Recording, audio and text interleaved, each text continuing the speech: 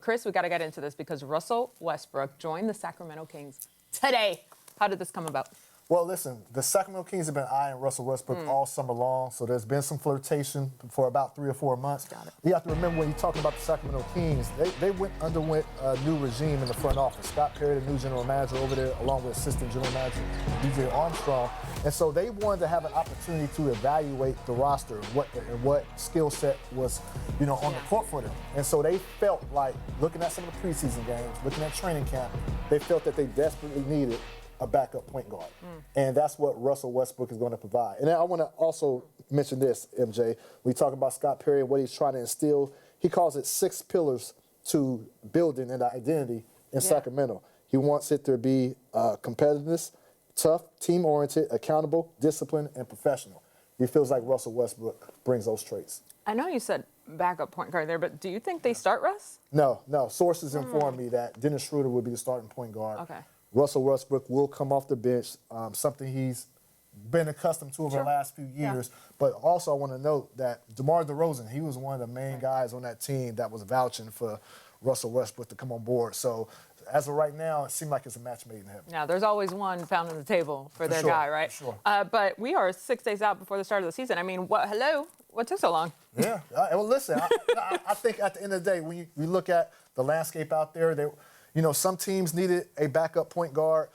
Some teams just didn't want to pull the trigger. They fear of continuity issues and things of that matter. But again, the Sacramento Kings, with the new regime in the front office, they wanted to make sure and try to give guys that's on the roster already a chance to prove that they can step into that backup point guard spot. Dennis Schroeder, if he were to go down, they really don't have another real legitimate point guard. And so this is more of an insurance policy. Fair enough. All right, you see the phone locked in his hand? It's Never not working. Okay.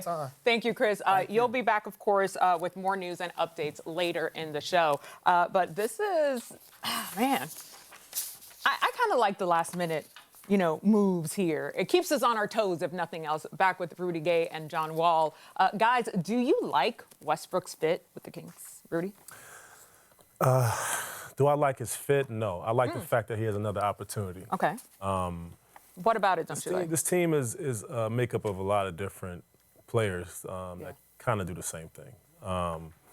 It's kind of a bunch. You have Zach LaVine, who's still trying to prove himself. You have DeMar DeRozan, who is, kind of their staple when it comes to finishing games and stuff like that. You have Dennis Schroeder, who, from what I've seen, has been doing a good job of moving the ball around and getting some continuity.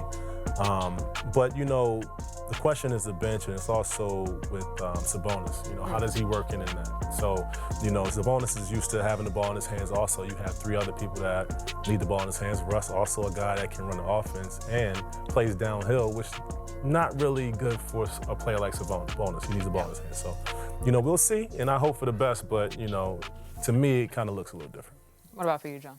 Yeah, I think so. And also, I think you look at Russ, you look at probably Zach, Schroeder, they want to get up and down the floor. They want to play with tempo. Look at DeMar and Sabonis. Those are key guys they want to go to. They want more half-court, slow-paced games. So I kind of don't see how it would work, but I'm just happy to see Russ get another job and get an opportunity to play in the league. But we've got to kind of wait and see. And also, you got to wait and see how they fit in with Malik Monk. What is his role going to be? Right. How many minutes he's going to be? He's a guy that was a scorer for them last year, was they starting point guard. And now he has to go back to the role of, is he going to have the ball a lot? Russ is a point guard we know that needs the ball to get downhill, to push the pace, but Malik needs the ball also to score and be aggressive. So that's kind of what I want to see from their team. More mouths to feed, for sure. How do you feel about the timing of all of this, though? A week before we tip off, was that a big surprise to you, John? Super surprised. I know I pay attention. I know they've been trying to find ways to trade and get Russ there or sign him as a free agent. One thing about Russ, though, he's a true professional. He's always going to be in shape. He's preparing himself to be ready. The most important thing is game shape. I mean, working out shape and things like that is totally different in game shape. So that's the only thing I'm worried about is the game shape he'll be in. But I know being a true professional, he's going to be ready. Yeah, was the timing, whoa. For me? Yeah. I would say that if Russ was maybe, 10 years younger, for me, it's like, okay, you didn't have to go through camp. So, Russ, you should come here to help us out.